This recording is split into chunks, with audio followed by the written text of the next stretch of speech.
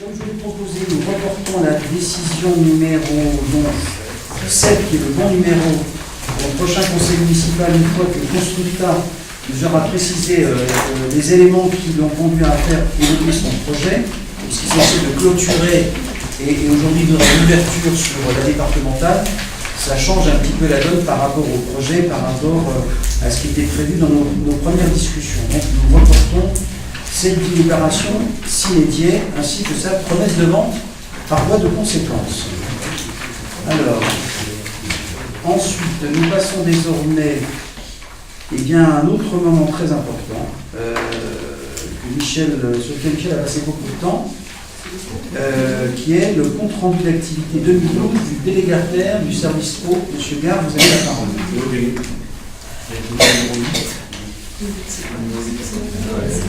Je l'ai oublié, vous avez raison, et monsieur Anselme Belmassari va m'en vouloir, donc je reviens sur mes pas, parce qu'en fait voilà, j'ai une feuille qui s'était malheureusement glissée, excusez-moi, sur la vente d'un terrain à la pointe du tertre de Cherisy. Madame Moreau, vous aviez raison d'insister. Monsieur Belmassari.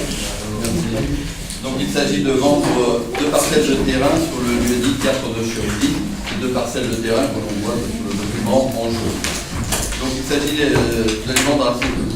C'est un projet de la société Imochamp, qui souhaite installer un drive Auchan, qui va probablement générer 50 emplois, donc on va donner priorité d'abord au Pédégotois.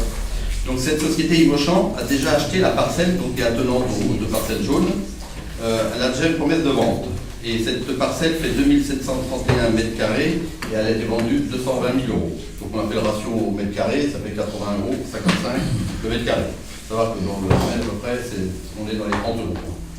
Donc comme la commune est propriétaire des 2 parcelles qui sont adjacentes à cette parcelle vendue, nous avons 1193 mètres carrés, on a fait la simple multiplication par 80,55 euros, et on arrive à 87 096 hors taxes.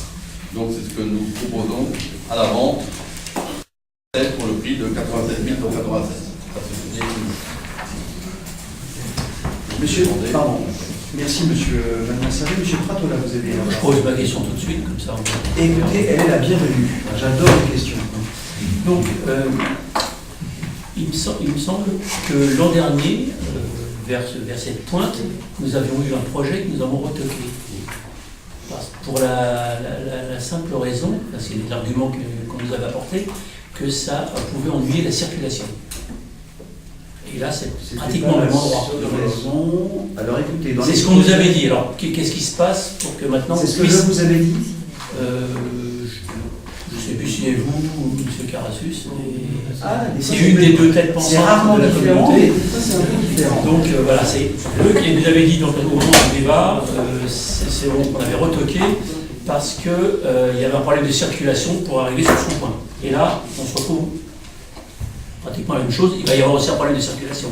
Donc comment cette modification et l'approche va être faite? J'ai une réponse. Monsieur Franzi, ensuite M. Carassus qui veut prendre la parole. M. Pratola m'a avancé. De mémoire, oui. De mémoire,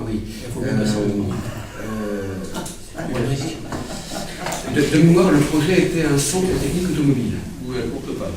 Mais laissez, Monsieur Belmassari, je vais vous mettre à l'avant, vous avez pire que moi. La délibération en question portait sur un projet de centre technique automobile. Non. Qui on peut aussi de temps en temps se détendre. C'est un lavage. Et centre technique automobile. On est bien dans le technique et dans l'automobile. Effectivement, et les arguments développés à l'époque, alors c'était ni l'un ni l'autre, mais et l'un et l'autre, était la difficulté non pas d'accéder, mais de sortir du rond-point. C'est comme au jeu de Jacques Martin, je pense que je peux avoir raison. Monsieur Carassus, vous avez la parole. Oui, M. Pandy a raison, c'était cela. Il se passe un truc ce soir, bien dans cette soirée. Tension Herrero Pratola, mais une tendance. Ça ne durera pas, rassurez-vous. Alors, excusez-moi, vous avez la parole, monsieur Carassus. Simplement, il y a le propriétaire qui avait entrepris des démarches juridiques, et puis surtout le Conseil général a plus ou moins évolué dans sa position. Donc aujourd'hui, il nous sera difficile juridiquement de nous opposer à un projet. Je pense que celui-là peut être intéressant, notamment par rapport à la création d'emplois. Mais c'est pas nous qui avons changé d'opinion, c'est que effectivement les choses ont évolué, y compris par rapport au recours qu'avait fait le propriétaire. Ah, c'est ça. Monsieur Manès, Oui, vous avez levé le doigt en plus. Et en plus, on serait là toujours du tournant à droite. Hein. Donc on rentrerait par la D408 et on ressortirait par la 105. Toujours en tournant à droite. Enfin, aujourd'hui. Non, mais je ne vais pas contredire Ansel, mais c'est un dossier complexe. Et je vais vous dire pourquoi. Donc vous avez, pour une fois, M. Fratola, bravo, 10 points, et vous aussi 10 points. En effet, finalement, nous sommes sollicités pour, là aussi, permettre la concrétisation de plusieurs éléments, et au final, la création d'un family e-drive à l'échelle du nord de l'agglomération. Et je peux vous dire que plus d'un groupe frappe à la porte de votre pays. Plus d'un. Et bien évidemment, on cherche l'endroit le plus visible.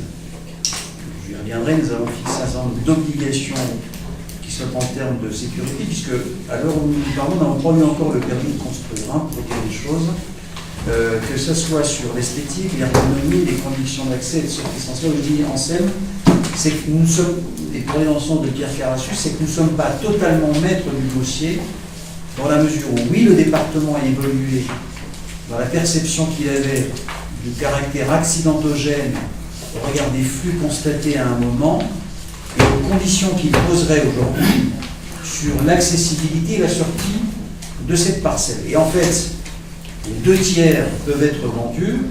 C'est un monsieur, je ne veux pas le citer ici, parce que voilà, une tradition aussi part, qui lui part à la retraite, et l'ensemble de la recette de cette vente ira dans le haut de bilan d'une entreprise qui va se transformer en entreprise d'insertion. Je le dis parce que ça a quand même un tout petit peu son importance. Voilà, dans ce haut de bilan, la recette qui est liée à la vente et vente, et nous, la condition que nous avons posée, c'est de dire si vraiment nos terrains, quand je dis nous, ceux de la ville, sont nécessaires à la réalisation, alors nous sommes prêts à réexaminer notre position.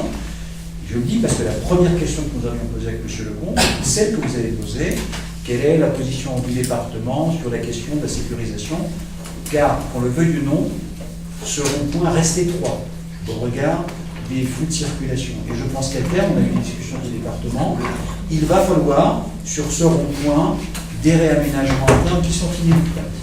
Donc, en créant et en cédant cette double parcelle qui est pour nous une forme de délaissé inexploitable, nous permettons, et à bon prix, puisque je le dis ici, la négociation, c'était le même prix que pour la personne qui cédait cette parcelle. Deuxième élément ensuite, c'est que dans ce champ concurrentiel et l'évolution de la grande distribution, tout en veillant à respecter les grands équilibres de notre commune, parce qu'il ne faut pas complètement mésestimer tout ça, des impacts, donc on a beaucoup lu, beaucoup interrogé, on a vu des études de marché avec Fatima, on a reçu tous ces gens-là, bref. Il semble vraiment que le e-commerce, et je ne peux pas le jurer, je ne suis pas un spécialiste, soit vraiment complémentaire des pratiques de consommation traditionnelles. L'enjeu en effet, ils veulent aller assez vite, c'est qu'ils anticipent une urbanisation qui concerne plutôt Melun. Je le dis ici, dire contrôler nominal, mais ils ne veulent pas s'implanter à Melun. Ils ne veulent pas s'implanter à Neubel, ils ne veulent pas s'implanter à Massy, ils ne veulent pas s'implanter, que sais-je. Ils veulent être à Volpé.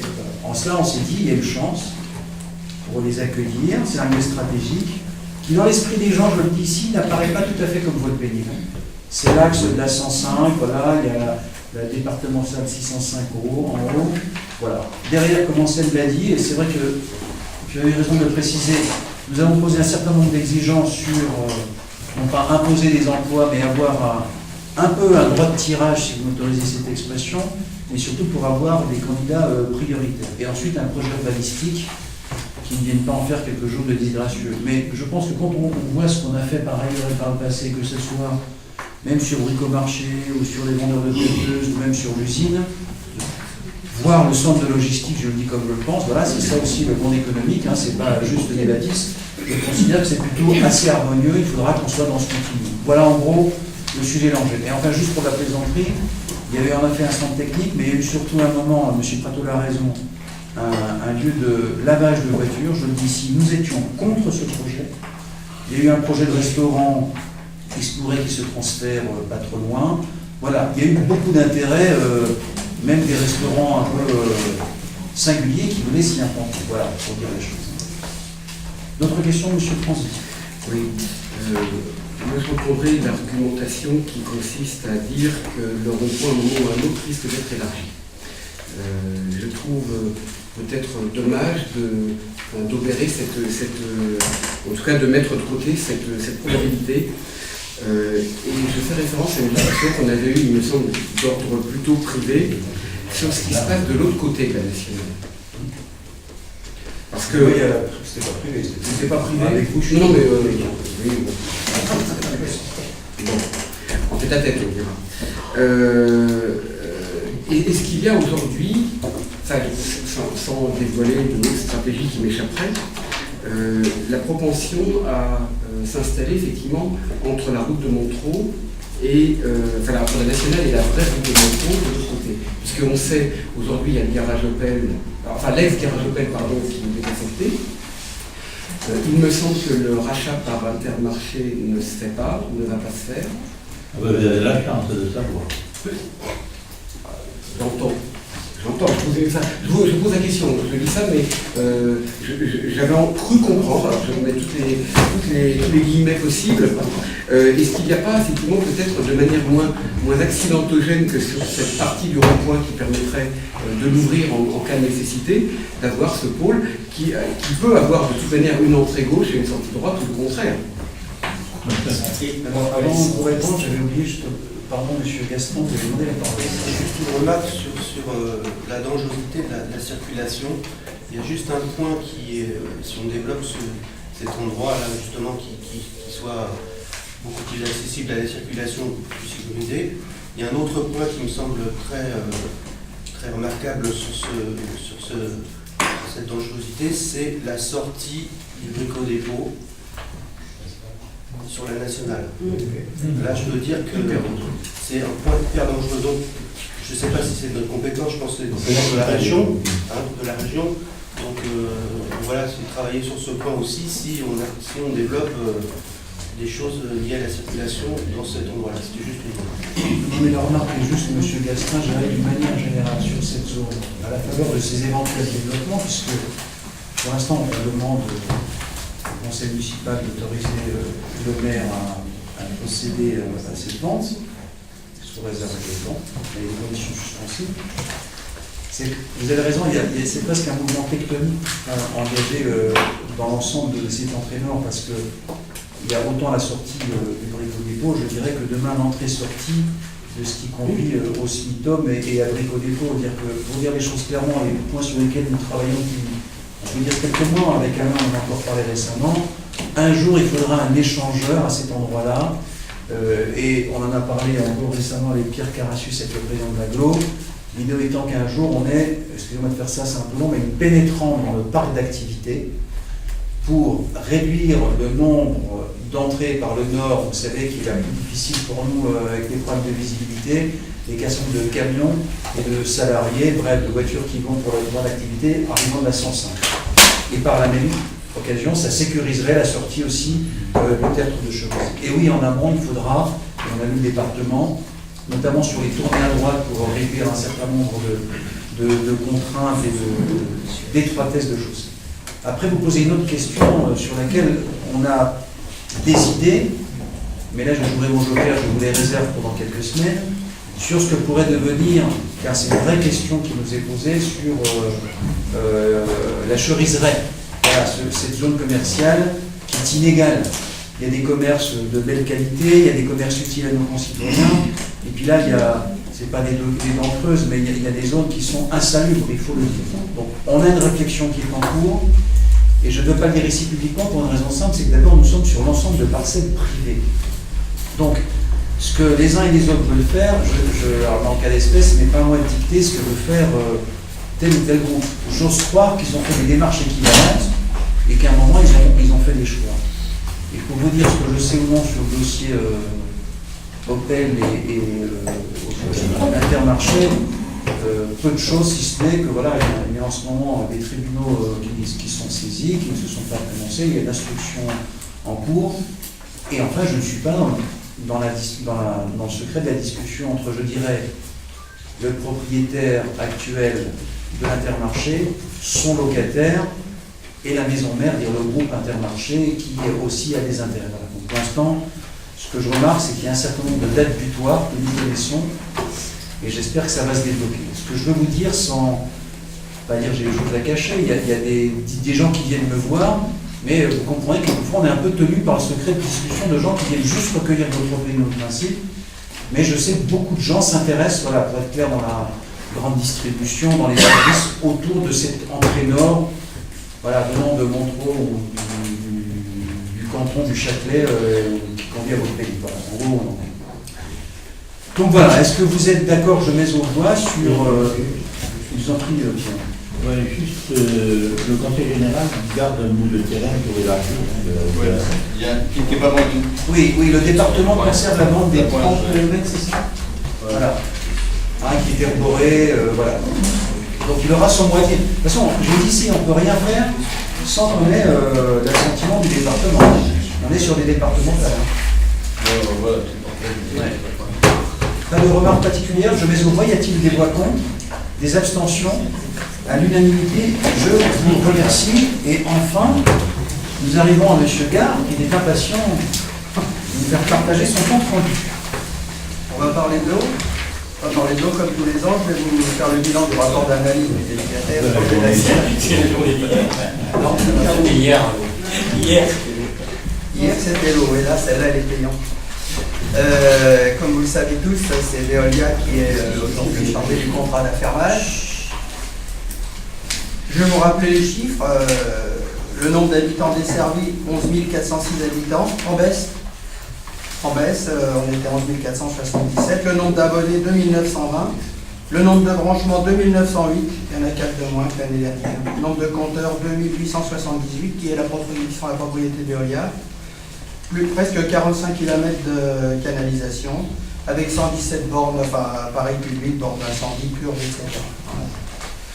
Donc l'eau qui est distribuée, elle est fournie par la ville de Melun, qui est alimentée par les deux puits captants à Livry, et puis à Boissy-le-Roi. Pour l'information, le volume d'eau introduit est de 1464 m3 avec des pointes à 1755 m3 par jour. C'est la moitié de l'orage d'hier. Pratiquement stable par rapport à 2011. Par exemple, une consommation moyenne de 91 litres par jour et par habitant. Veolia assure toujours l'astreinte 24 heures sur 24 tous les jours de l'année. La qualité de l'eau est toujours bonne et de très bonne qualité suite au contrôle sanitaire effectué, microbiologique, physico-chimique à partir de paramètres soumis à la référence de qualité définie par le Code de la santé publique. Le volume vendu total est de 425 994 m3 contre 359 402 m3, en hausse de 18% par rapport à 2011, 18,5%. Alors pourquoi, si depuis les années 2010 et 2011, le rendement du réseau semblait être très mauvais, la reprise des calculs de volume vendu a fait apparaître en fait un rendement de bonne qualité. C'est vrai que ça faisait 2 ans qu'on avait des mauvais résultats au niveau du rendement, et Veolia a fait pas mal de recherches. On est passé d'un rendement théorique de 66,8%, qui était un très mauvais résultat, à 79,7%, supérieur au rendement fixé par le Grenelle 2 de l'environnement, qui est de 74,6%. Aujourd'hui, on a un bon rendement. On n'a pas encore eu la réponse pourquoi, mais il semblerait que le volume vendu, il y a eu des erreurs d'affectation entre la commune de Livry et Volpénil. Alors en conséquence, l'indice linéaire de perte s'est fortement amélioré, en passant de 11,14 m3 par jour et par kilomètre à 6,63, c'était divisé par 2. Fortement préoccupé par le mauvais rendement de ces 2 dernières années, Veolia a mis des moyens impressionnants pour rechercher les fuites éventuelles sur nos installations. En fait, ils ont fait 3 campagnes de recherche de fuites avec des appareils acoustiques. Ils ont fait des mesures de jour, de nuit. Depuis avril 2011, ils ont recherché les fuites, ils en ont trouvé quelques-unes. En fait, le rendement n'était pas affecté par les fuites. En tout cas, ils ont réparé les fuites. C'est toujours ça de gagner quand même. Et ils ont fait ça sur l'ensemble des 43 km de réseau. Ce qui a permis de pointer quelques fuites qui ont été immédiatement réparées. Ce qui fait qu'aujourd'hui, on a un bon rendement. Et là, lors de la dernière campagne, la troisième, aucune fuite n'a été détectée. Par ailleurs, la mise en place de 3 appareils d'enregistrement des comptages en continu a permis de mesurer les fuites éventuelles par rapport au débit de nuit. Pourquoi? Parce que la nuit, on a très peu de débit entre 2h et 5h du matin, et on peut faire la différence avec le débit de jour, ce qui permet de mesurer les fuites. En ce qui concerne le rapport financier, à titre indicatif, le prix du service de l'eau potable est passé de 2,71 € à 2,75 €, en hausse de 1,48%. Par exemple, la facture d'eau pour un ménage et une consommation moyenne de 120 m3 s'élèverait à 599,88 € contre 590,77 €, soit une hausse de 1,54%. Concernant le rapport financier, le produit est en hausse de 5,13% à 1 40543 €. Les charges sont également en hausse de 8,83% à 983 148 €. Alors ça concerne particulièrement les hausses sur le personnel, les télécommunications, engins, véhicules, informatiques et locaux. Soit un résultat de 14 029 € en baisse de 40% après impôt. Concernant la qualité du service, le taux des interruptions de service non programmées est pratiquement insignifiant, 1 pour 2920 branchements. En fait, c'est qu'en réclamation écrite, ça avait une condition de 0,68 pour 1000 abonnés. Les ouvertures de branchements nouveaux, tout ça été réalisé dans les délais contractuels, sont à 144 nouveaux branchements, et c'était fait dans les délais. Pour les foyers en grande difficulté financière, je signale que Veolia participe au dispositif Solidarité Eau intégré au Fonds de Solidarité Logement départemental, au nombre de 7 en 2012 sur la commune de Vaux-le-Pénil pour un montant de 535 €. Je crois savoir qu'ils ont investi pour l'Île-de-France plus de 70 000 € au Fonds de Solidarité. Les branchements plomb. Nous avons confié à Veolia en 2012 la réalisation de l'ensemble des enquêtes diagnostiques de branchement plomb sur toute la commune. Ces relevés nous étaient transmis à la fin de l'année dernière, faisant apparaître un nombre de 740 branchements à reprendre. Le programme de remplacement sera intégré dans le contrat d'affermage dont l'appel d'offres est prévu pour cet automne. Ce contrat pourra, si les conditions techniques et financières le permettent, d'intégrer la zone industrielle rattachée aujourd'hui à la ville de Melun, qui augmentera notre volume d'environ 300 000 m3. Les négociations auprès de la ville de Melun sont actuellement à l'ordre du jour pour l'établissement de notre consultation auprès des entreprises. C'est vrai? Bref, mais précis et efficace comme toujours. J'ai pas bien compris un chiffre. Combien de consommation par jour par individu? 90. 80? 90. 91 litres par jour et par habitant, oui, mais c'est ça.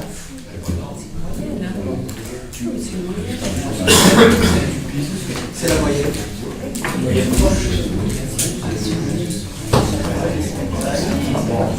Donc nous pouvons encore améliorer le score. Alors, y a-t-il, s'il vous plaît, y a-t-il des commentaires sur les douches ou des questions à poser? Monsieur Malmassari.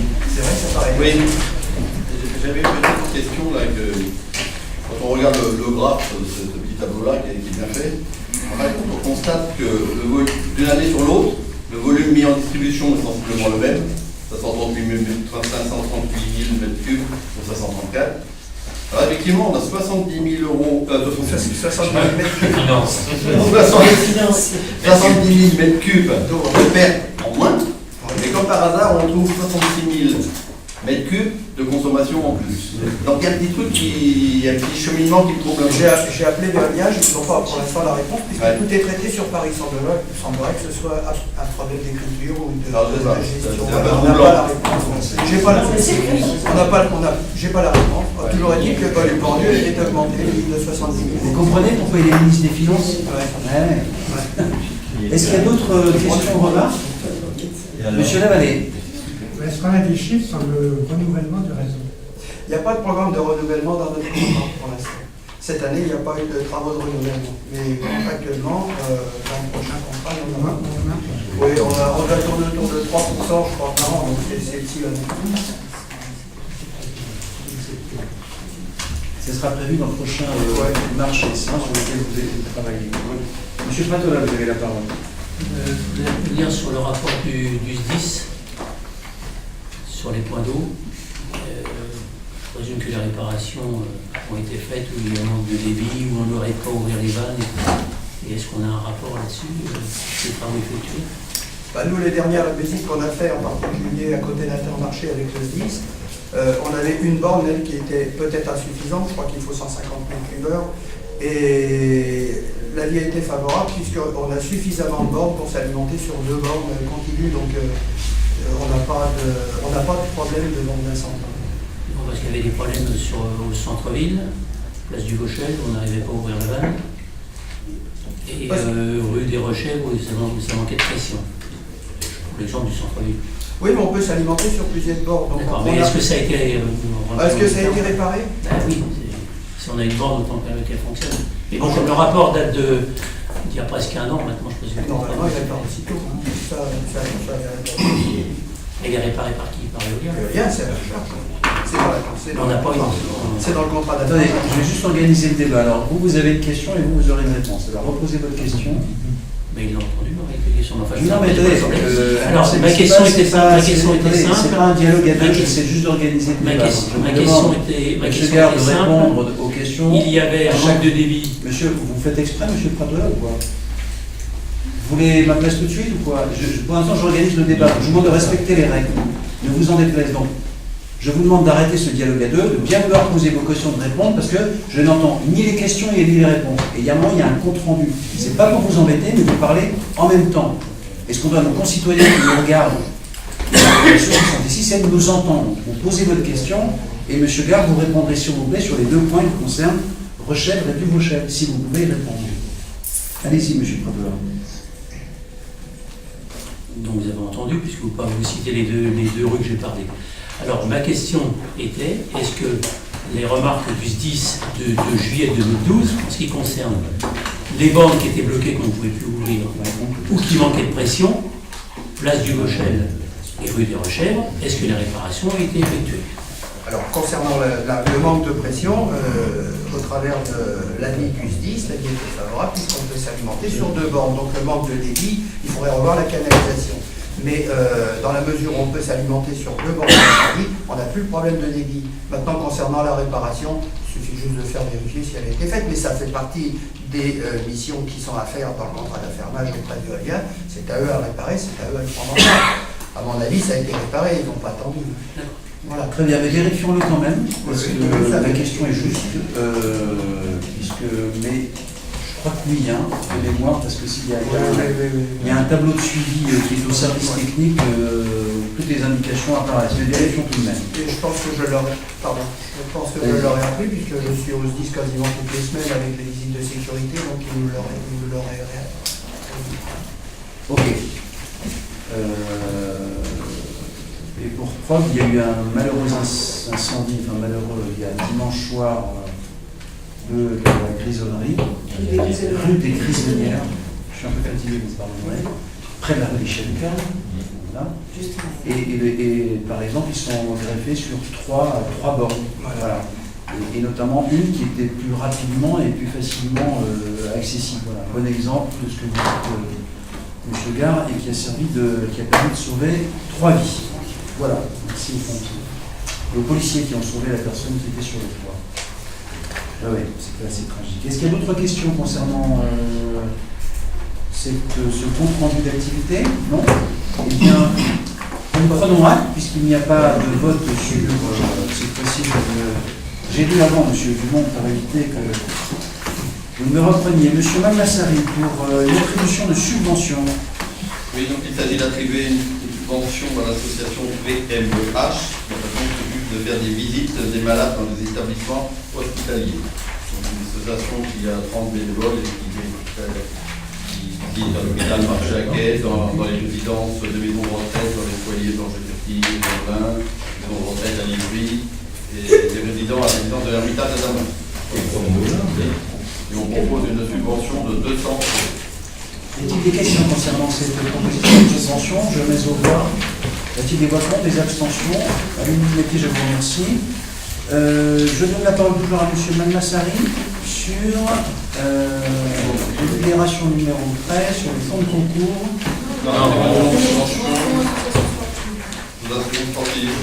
Excusez-moi, je pensais déjà qu'on l'avait adopté. Je pense que c'était un bon montant. C'est une avance en fonction de subvention. Alors, M.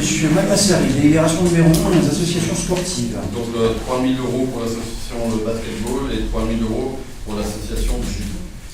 Y a-t-il des questions concernant ces propositions d'annonce de subvention? Il n'y en a pas, je mets au voix. Y a-t-il des voix contre? Des abstentions? Adopté à l'unanimité. Merci pour votre fonds de concours pour le stade de la Buissonnière que nous avons obtenu auprès de l'agglomération. Monsieur Malmassari. Oui, donc le fonds de concours pour le stade de la Buissonnière.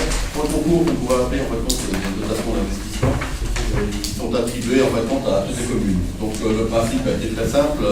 La communauté est partie de la dotation. Le fonds de concours en fait compte qu'elle avait attribué à Dame-Marie de 1 million.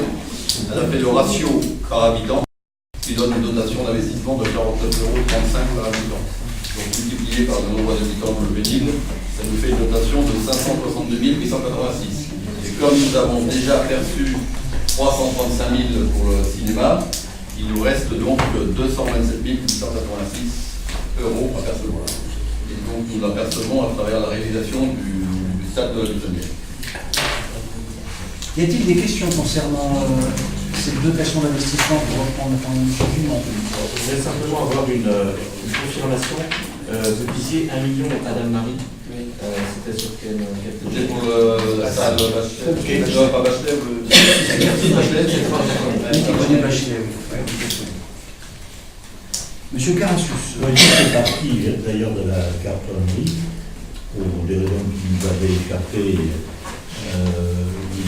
C'était dégagé une majorité pour accorder sans en faire un principe pour tout le monde.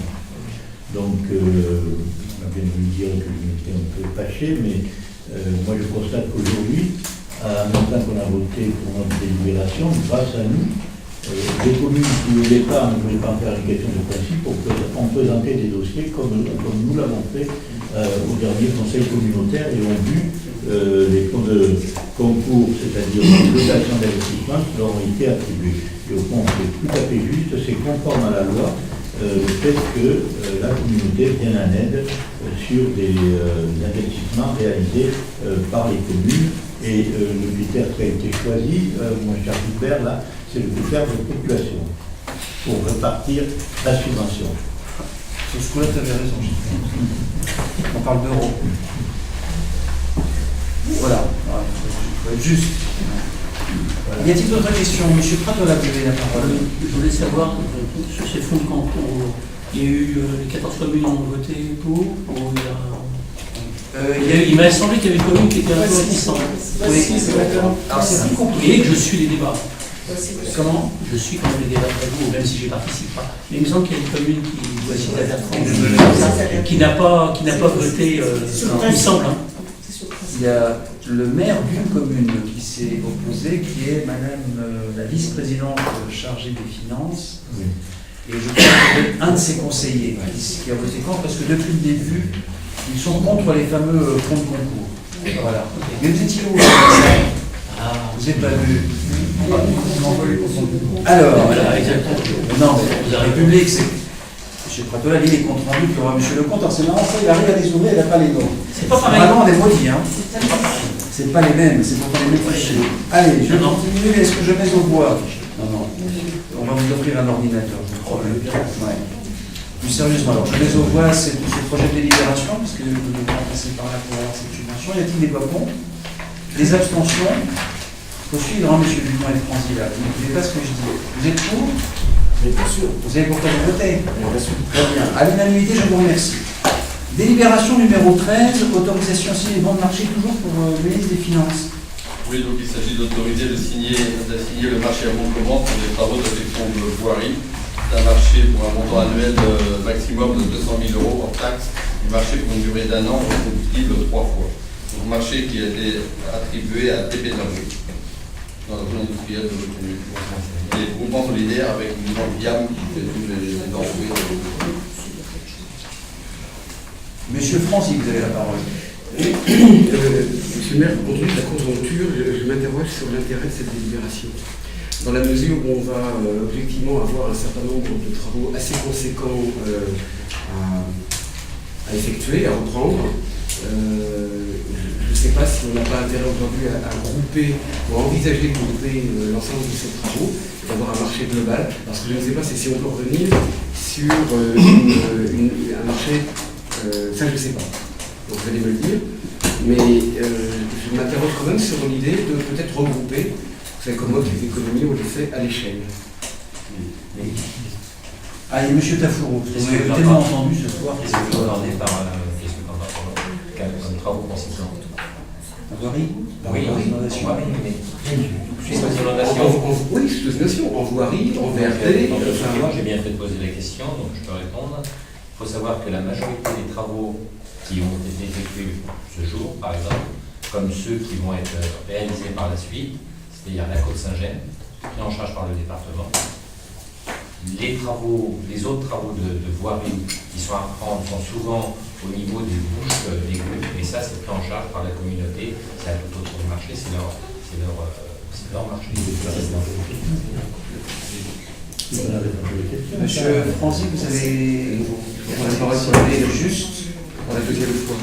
Monsieur Franzi, vous avez la parole. Est-ce que la réponse vous satisfait? Oui. Je n'avais pas envisagé les choses comme ça.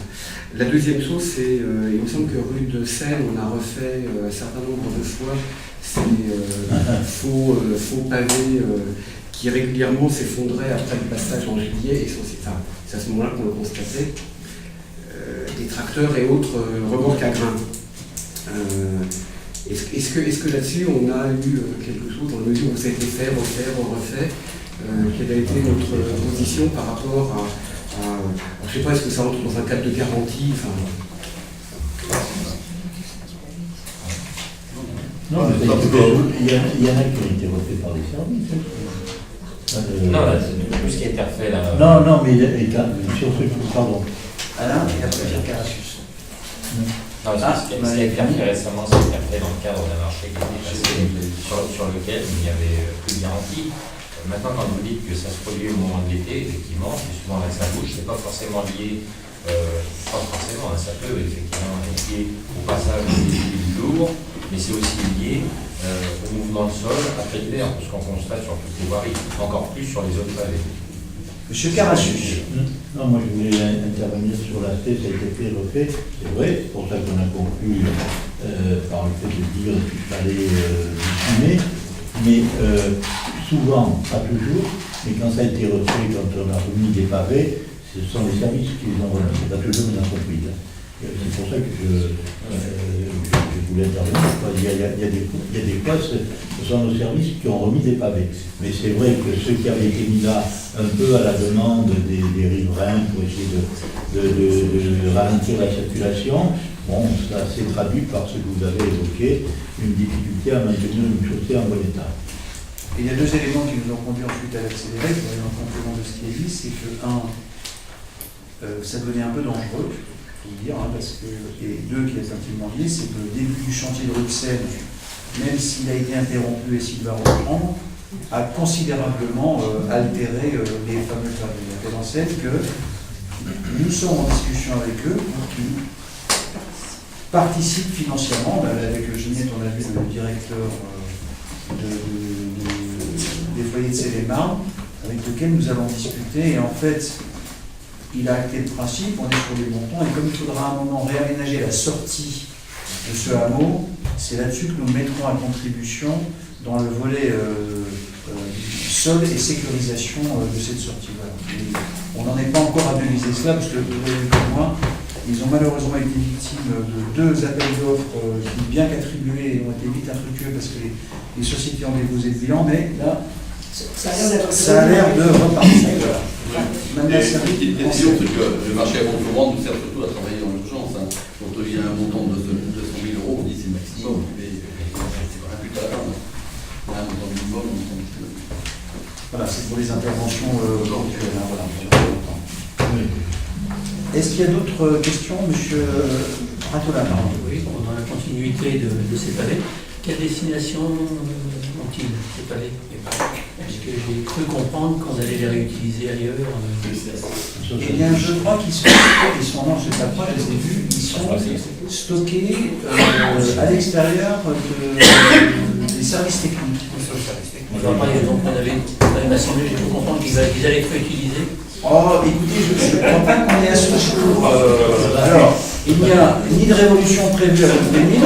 Je pense même qu'il va y avoir une grande stabilité dans les mois qui viennent. Donc, pas de pavé. Et puis ensuite, c'est qu'aujourd'hui, ça n'a pas été décidé, mais je connais le génie des services techniques, donc j'irai sur un chemin piétonnier ou bien quelquefois, par exemple sur les ronds-points. Vous avez vu qu'on fait quelques ronds-points en ce moment qui permettent de casser la vitesse. C'est souvent là, on est avec une entreprise, on dit ben voilà, vous défalquez ça, nous on a du pavé, et vous nous le bombez en réutilisation. Ils sont assez géniaux là, les services techniques, pour à juste titre récupérer et réutiliser. Voilà, mais nous ne manquons pas de vous dire, si jamais le pavé circule, de vous dire à quel moment et où il sera posé. Voilà. De même, vous en offrir un. Le pavé de la rue de Seine,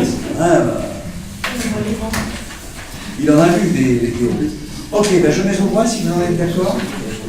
Alors, y a-t-il pour cette autorisation à signer marché des voix contre?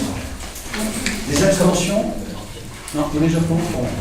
Non, on est donc bien sur la délibération numéro 13. Voix contre? Abstention? 4 abstentions.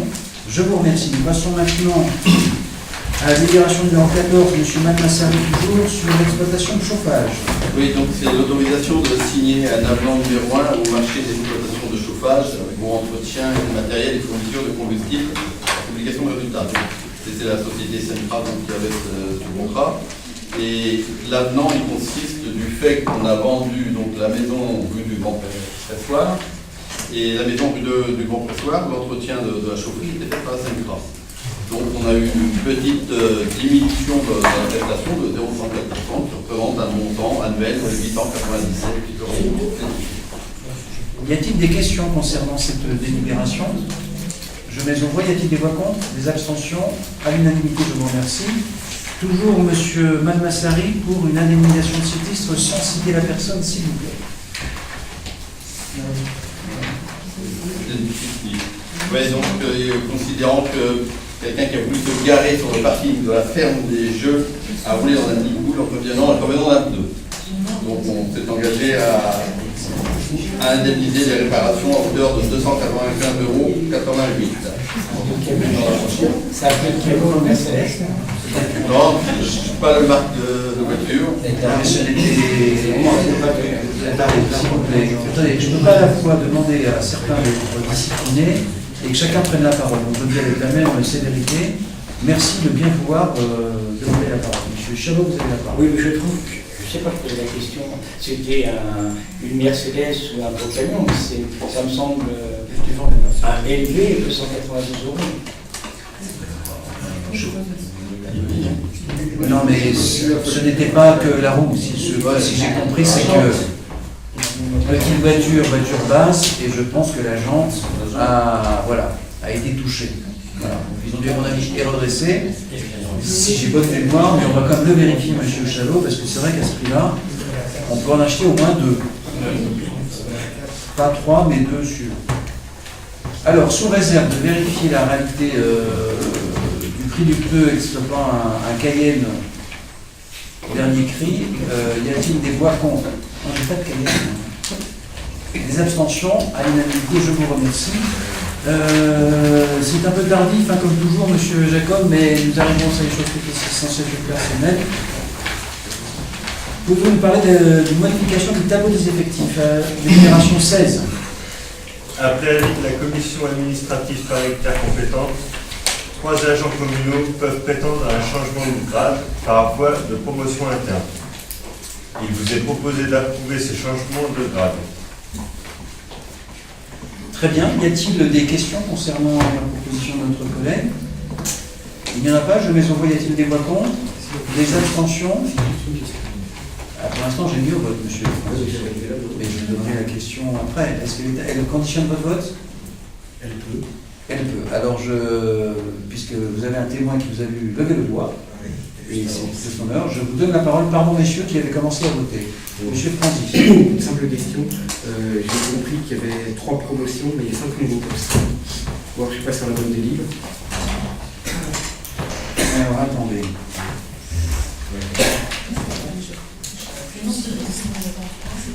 Existant 3, nouveau 5. 3 promotions, mais 5 postes. Alors, vous connaissez la multiplication des postes. Ouais, 6. Il y a une erreur sur le 5 alors. Donc c'est 3 et 6. Est-ce que ça conditionne votre vote?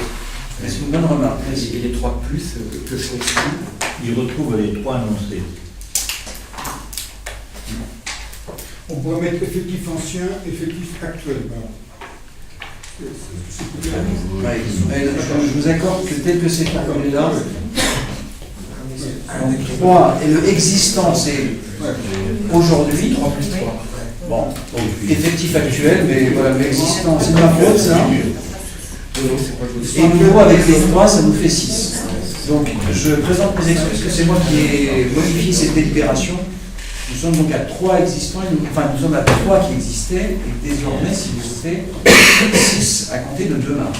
Voilà, donc je mets au voie désormais cette délibération corrigée en m'excusant près d'Olivier, parce que j'avais corrigé. Y a-t-il des voix contre? Des abstentions? 4 abstentions contre le 6. Adopté, je vous remercie. Et ensuite, toujours M. Jacob sur les avancements de grade, et à mon avis, là, il n'y a pas d'erreur. Vous êtes également proposé d'appliquer les nouvelles dispositions statutaires du cadre d'emploi des infirmiers territoriaux en soins généraux aux 2 agents concernés en mairie de Volpeni.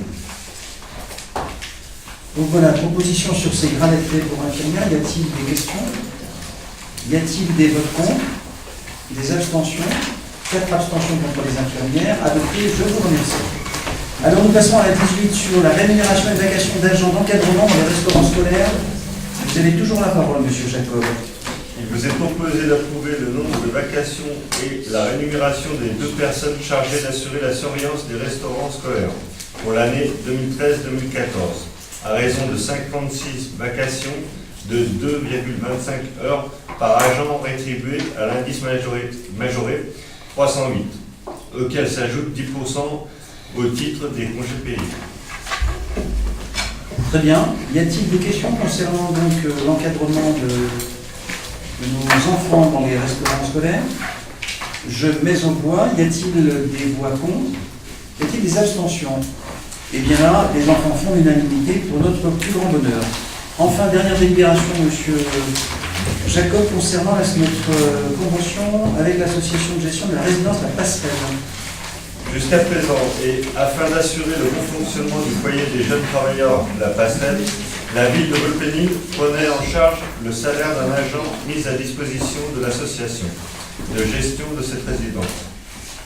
L'extension réalisée en 2010 permet aujourd'hui à l'association de prendre à sa charge la rémunération de cet agent, laquelle a accepté les termes de la convention de cette mise à disposition pour une durée de 1 an. Il vous est demandé d'approuver cette mise à disposition. Bien, je vous remercie, M. Jacob. Y a-t-il des questions concernant cette évolution favorable pour la ville, qui est permise par la configuration de la passerelle? Non, il n'y a pas de questions. Je mets au voie. Y a-t-il des voix contre? Des abstentions? 4 abstentions et adopté. Je vous remercie, messieurs, et merci, M. Jacob, pour ces rapports.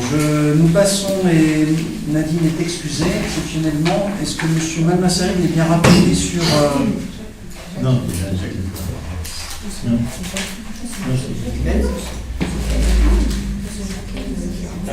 C'est Jacqueline Chaulier, autant pour moi. Il a bien fait de me corriger sur la création de tarifs d'activité complémentaires dans les accueils de loisirs, M. Malmassari. Oui, donc ça concerne les tarifs complémentaires des accueils de loisirs. Donc il existe 3 tarifs forfaitaires, veillée, la nuit et le forfait séjour.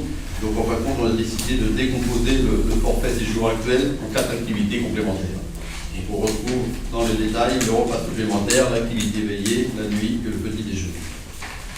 Il y aurait des compositions du forfait global qu'il y avait avant. qui reste néanmoins à 12,62 €. Y a-t-il des questions concernant cette délibération?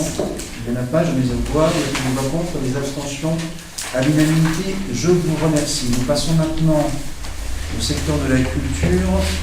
Madame Villard, vous avez la parole concernant le renouvellement de la convention avec l'association Culture du Cœur.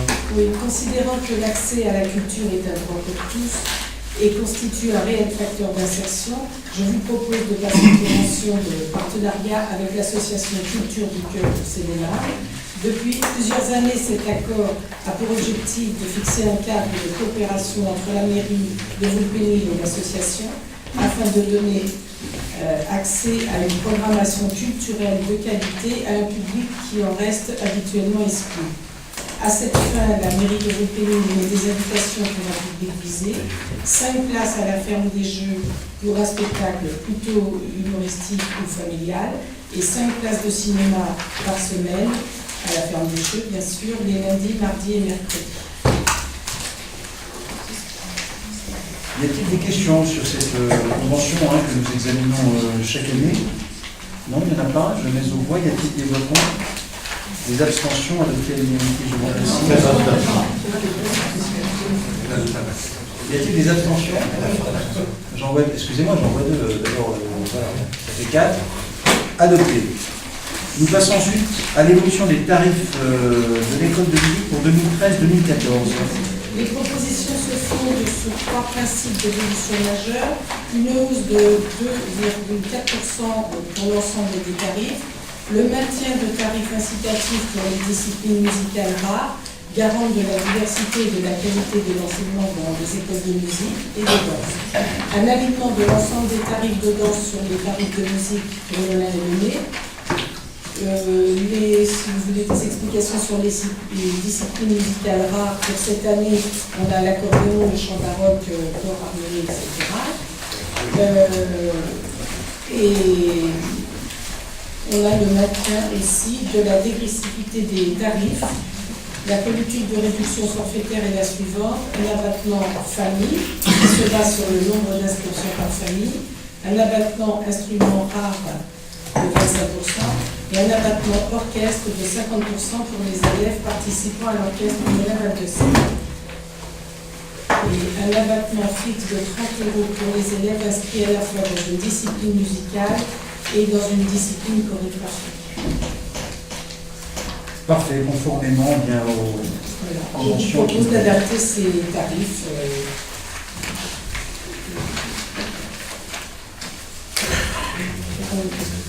Merci Madame Monsieur Franzi. Oui, la discipline rare, à partir du moment où vous avez du chant baroque et de la duel de gambe, pourquoi vous n'appliquez pas les réductions pour les ensembles baroques et les instruments d'époque? Il y a un abattement pour les élèves qui participent aux ensembles aussi. C'est un forfait quand on a le cours d'instrument, on a un forfait pour avoir un cours d'instrument individuel et un cours dans une formation musicale. Monsieur Franzi.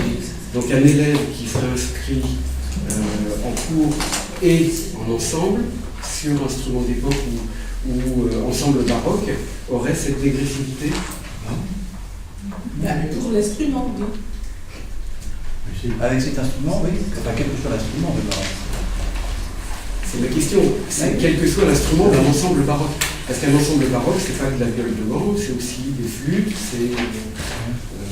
Ah oui, non, il n'y a pas un ensemble particulier, c'est seulement la réduction pour l'orchestre, c'est 50% pour l'orchestre Mireval de Seine. Oui, il y a quelque chose qu'aujourd'hui il n'existe qu'une formation qui se produit, c'est l'orchestre Mireval de Seine. Mais si demain venait à se créer une autre formation de musique de chambre, je considère que par extension, la même règle devrait s'appliquer. Il me semble qu'il y a des ensembles constitués d'élèves, un petit groupe, quatuor, orchestre sextuor, baroque, fait sur instrument d'époque. Peut-être qu'il y a quelque chose à creuser. C'est-à-dire quand l'élève s'inscrit à l'école, il s'inscrit pour un instrument en formation seule et en un ensemble. Donc il a forcément, la seule réduction qu'on peut faire pour le moment, c'est ça, c'est sur l'instrument, pour inciter les élèves à venir jouer cet instrument. Oui, mais la question pose quand même. Mais je vois pas, je non, vois mais pas ce que ça apporte. si, parce que la question, la logique, c'est si on considère que d'être si on développe la logique de formation et qu'on considère que le fait de jouer dans l'orchestre, qui est, on va dire, la Champions League de la musique aujourd'hui dans l'Aplo, il faut aussi qu'on élargisse au fait que si demain d'autres formations venaient à émerger et avec la même logique, on puisse leur appliquer aussi une réduction, quel que soit l'instrument. Puisqu'on soutient juste, si je comprends bien... On soutient les instruments rares pour pouvoir les avoir dans des ensembles. Parce que pour former un orchestre, on est obligé d'avoir certains instruments. Bon, c'est une incitation. Maintenant, le seul orchestre qui permet un abattement, c'est l'orchestre de Madame de Seine. Voilà. Oui, il y a l'ensemble baroque dans lequel il y a une gueule de gande et une flûte. Pourquoi la gueule de gande est considérée comme instrument rare et pas la flûte qui permet d'avoir le même ensemble? On a beaucoup de faits. Pas un ensemble baroque. Pas un ensemble baroque. Elle n'est pas sur l'ensemble, c'est sur l'instrument, c'est pour ça que je n'arrive pas à comprendre la question. Non, mais la question, c'est est-ce qu'on peut cumuler en fait des abattements? Voilà. Non, mais la question, pour l'instant, tel que ça existe aujourd'hui, c'est non. Mais en tout cas, vous posez une vraie question sur d'autres formations, quel qu'en soit l'instrument, qui ne serait pas l'orchestre et qui répondrait des instruments rares. Ou non. Pour le moment, la question se pose. On a le droit de se la poser. Oui, je pense que ça pose. Ok, puisque la question est ouverte et posée, y a-t-il d'autres questions concernant la modification des tarifs? Je mets au voix. Y a-t-il des voix contre? Les abstentions? Adopté à l'unanimité. Vous avez en annexe, s'il vous plaît, vous avez en annexe les tarifs. Alors, nous passons maintenant, s'il vous plaît, à la dernière délibération, si je ne m'abuse, oui, pas tout à fait, pardon, le rapport annuel donc, de la commission communale d'accessibilité aux personnes handicapées. Madame Lec, vous avez la parole. Merci.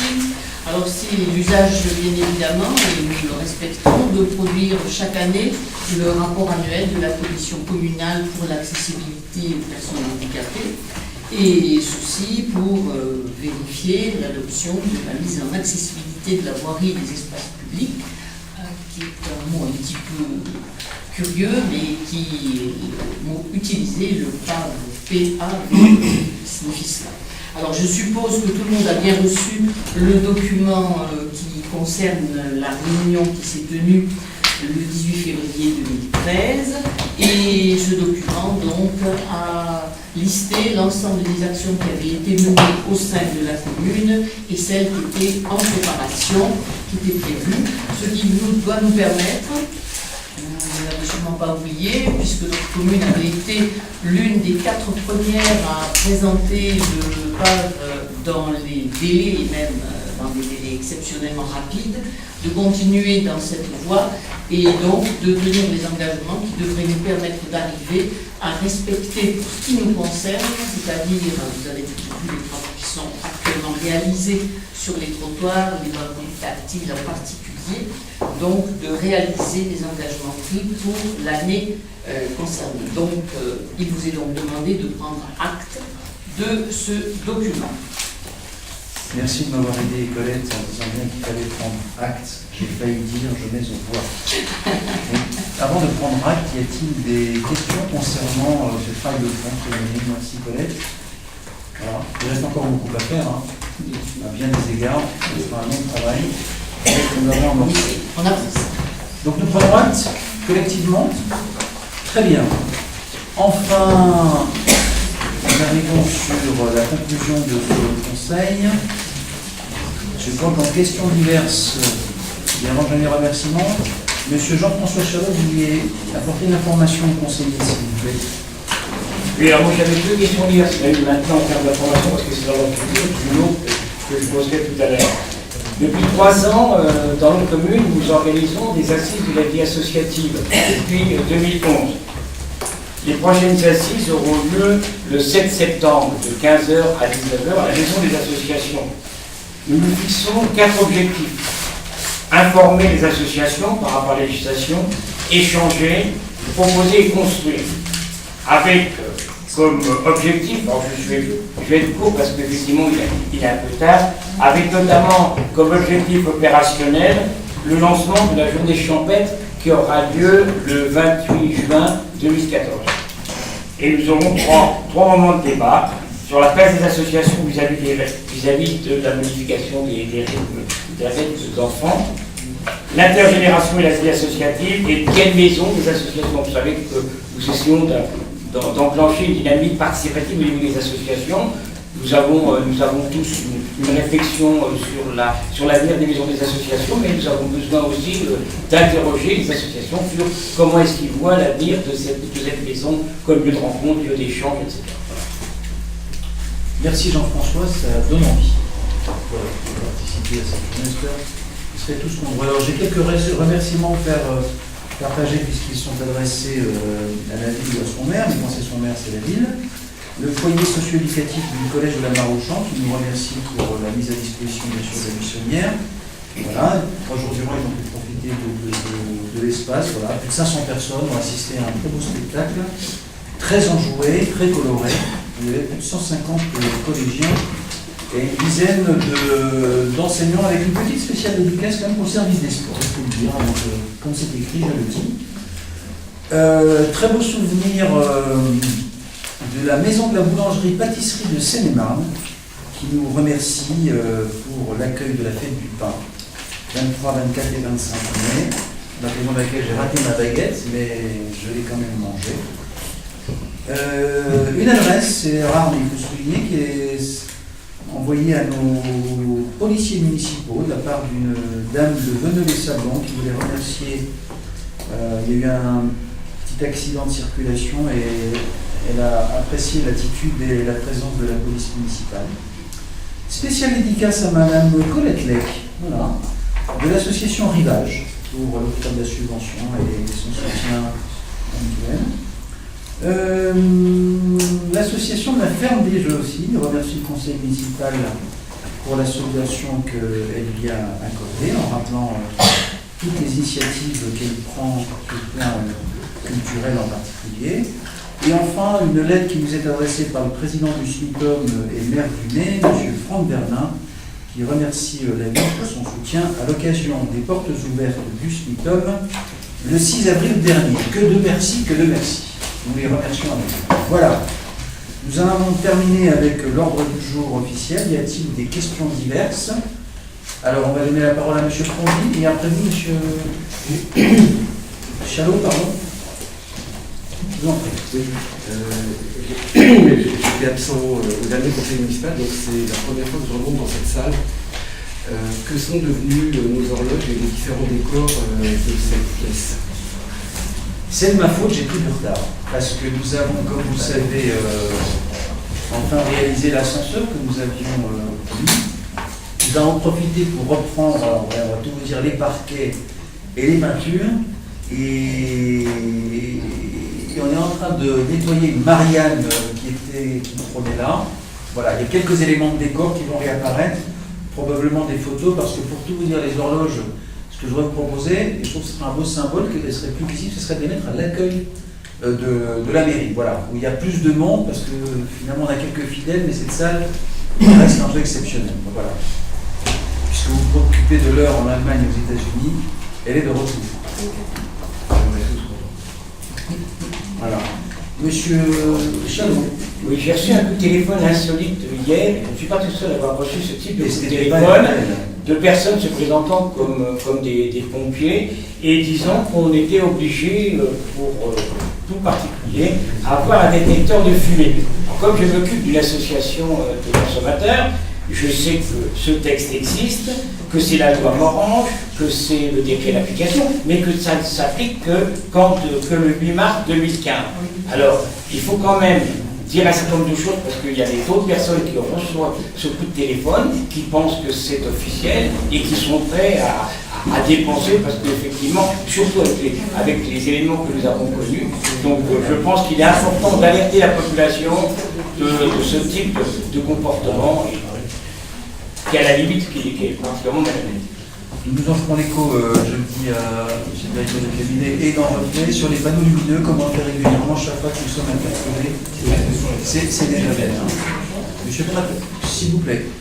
Monsieur Pratola, vous avez la parole. Je voudrais revenir sur des produits inflammables, mais pas les mêmes. Je ne sais pas si vous avez remarqué, dans la cour d'Atrios, à côté des ex-terrains rouges, à 50 mètres des habitations qu'il y a de l'autre côté des terrains rouges, direction centre-ville, et à 20 mètres de la maison des associations, régulièrement tous les week-ends, il y a 2 camions citernes d'air liquide qui se garent. Est-ce normal? Ont-ils les autorisations? Quels sont les moyens de sécurité? Pour une fois, je suis incapable de vous répondre. J'ai remarqué ça en effet ce dimanche. Ça fait plusieurs semaines. Ça fait plusieurs semaines. Vous auriez dû m'appeler avant. Mais je vais vérifier dès demain. Donc merci de cette remarque. Pour vérifier en effet vide, plein ou pas l'autorisation. On va dès demain. Je vous remercie de cette remarque. Y a-t-il d'autres questions diverses au conseil municipal? Cette fois-ci, j'ai appris la phrase par cœur. La séance est levée. Et comme le veut tradition, contrairement à d'autres collectivités, y a-t-il des questions dans la salle?